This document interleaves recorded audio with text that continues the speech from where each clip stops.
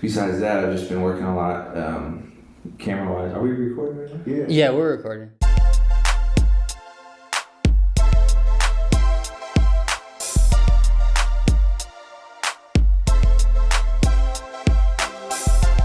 Shout out Jit the Beast too, if he ever listens to this. Okay. That's Boosie, one of Boosie's producers, one of his main guys. Okay. Yeah. So yeah, let's just start. Let's talk about that. Like, how did that all happen? 2 years ago, I moved out to Atlanta with the idea of getting into the film industry, and we can talk more about how I ended up making the move out there. But once I did, I had a little bit of money saved so I could just be on call for anything, you know, contact people, let them know I was available. I could run equipment, I could help with the camera work, I could do whatever, I wanted to just be on set. Yeah. So I started contacting people and looking people up on Instagram. And what's funny is when I was living back in Oakland, I contacted this guy named Roger Alexander who he runs under the name Alpha Male Visuals, and he does a lot of big production music videos for like Migos and 2 Chainz and Boosie and a lot of people. Yeah. And I hit him up when I was still living in Oakland about a year before I moved out to Atlanta. Yeah. And asked him if I could work for him. I don't care what it was, just I'll run batteries, I'll charge batteries, I'll run cables, you know, whatever. Yeah. And he was like, well, do you live in Atlanta? And I was like, nah, but maybe I'll see you one day. Like, he answered me, so I was like, you know, if I ever get to Atlanta, I'll hit him back up. Yeah. Coincidentally, a year later, I moved to Atlanta, so I didn't have any contacts or nothing, and I just hit him up, and he didn't remember me, but he let me come out. And then when he saw my face, he was like, oh, you kind of look familiar. I remember your Instagram, blah, blah, blah. Yeah. And we worked on a music video together with this girl named Mika Blue. You can look her up on Instagram, Micah and BLU, Mika Blue. She's got long blue hair. She's a hip hop singer, dancer, all that. Really talented young woman.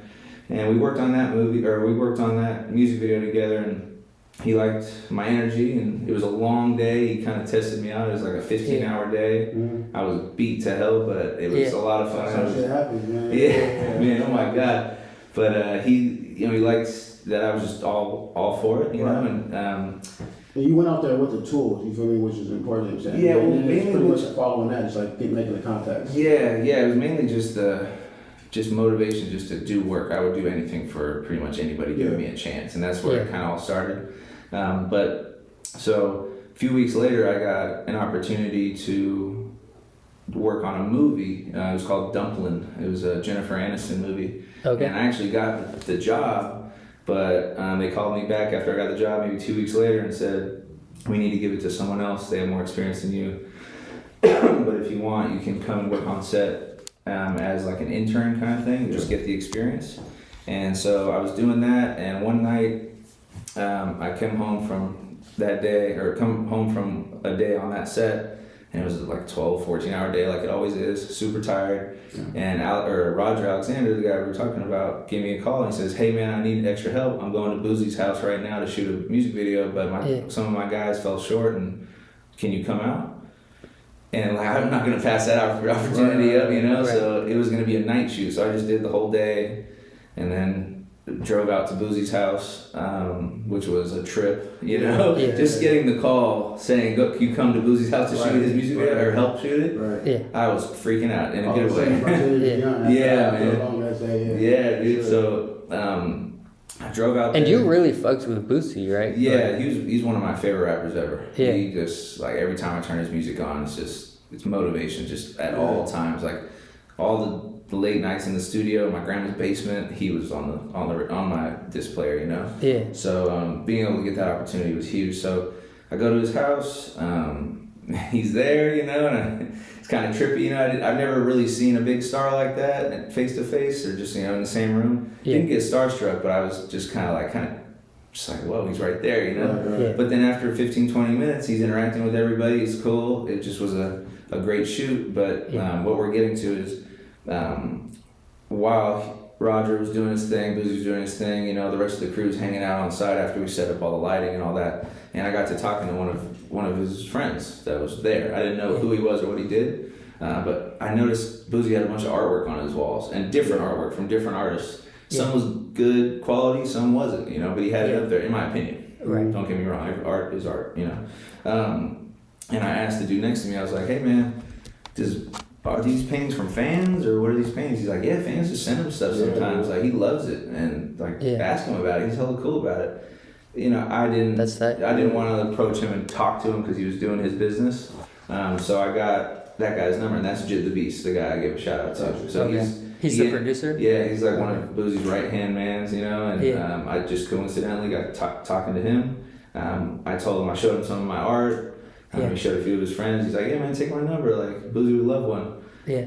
It took me a year. I painted that painting the next week. Done. I was like, it needs to be ready. If he calls me and says, come drop it off, it needs to be ready, because I didn't think he really had a concept of how long a painting could take. Mm-hmm. So like the next day I started the painting, it was done in like a week, and then I was just waiting for the call. A year later, after like back and forth on Instagram with Jit, just saying, hey man, the painting's ready, you know, whenever you're ready. And he'd be like, oh, Boosie's in Hawaii, or he's not available, or whatever. And then he hit me up and says, a year later, hey man, can you come drop the painting off tonight? Yeah. Out of the blue. And I was at work at the time. Yeah. So I pick up the phone, I'm like, hey man, I'm at work, I'll get off at around 11. Yeah. You guys gonna be up late? He's like, oh, we're always up late. Like, come through, man, it's all good. I was tripping, man. I started like kind of shaking, but with excited shakes, you know? Yeah. And so the work ended. I packed my painting in the truck, drove out to his house, and Jit came out to greet me. I gave him a painting as well. He has a logo. It's a big circle that says Jit the Beast on it, and he has it on his Instagram. That's his main little logo thing icon. Yeah.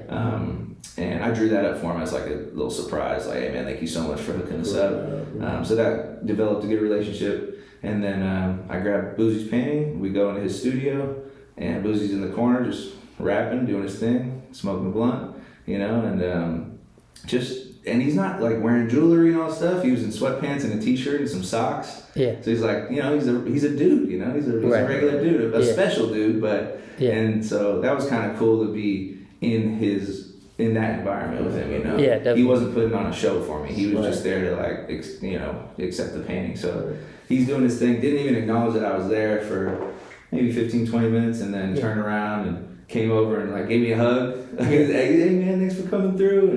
And I had a little drape over the painting so I could, you know, talk to him. Yeah, exactly. So I talked to him a little bit and told him about what the painting meant and stuff.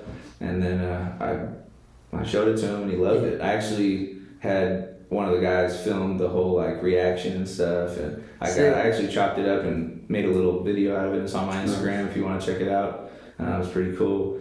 But he loved it, and it's a picture of Tupac in black and white because he's like a ghost / angel, you know, he's passed away and all that. And he's in the background with his head down, and Boosie's in the foreground, painted in color, like looking up. Like taking the lead type of thing. Because Boosie got that song over the Ambitions of a Writer.